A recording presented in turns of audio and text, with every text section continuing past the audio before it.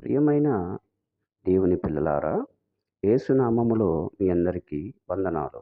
ఈరోజు దేవుని వాక్యము మీ హృదయాన్ని బలపరచును. యెషయా గ్రంథము 41వ అధ్యాయము 10వ వచనము. భయపడకుము, నేను నీతో ఉన్నాను. దిగులు పడకుము, నేను నీ దేవుడను. దైవ జనాంగమా, మన జీవితంలో చాలాసార్లు భయం వస్తుంది. సమస్యల ద్వారా కావచ్చు, ఆరోగ్యపరంగా కావచ్చు, డబ్బు పట్ల కావచ్చు, భవిష్యత్తులో కావచ్చు. కానీ దేవుడు చెప్పేది ఒక్కటే: భయపడకుము, నేను నీతో ఉన్నాను.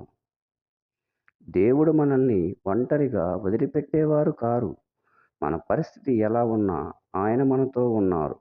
మన బలహీనతలలో ఆయన తన బలం మనకి చూపిస్తారు. ఈరోజు మీరు ఏ సమస్యలలో ఉన్నా భయపడకండి. దేవునిపై నమ్మకం ఉంచండి.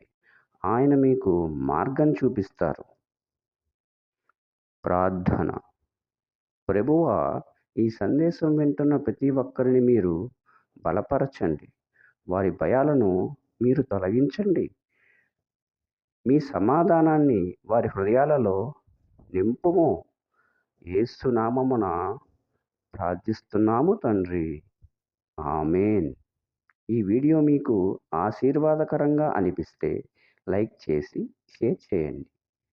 దేవుడు మీతో ఉండునుగాక. ఆమేన్.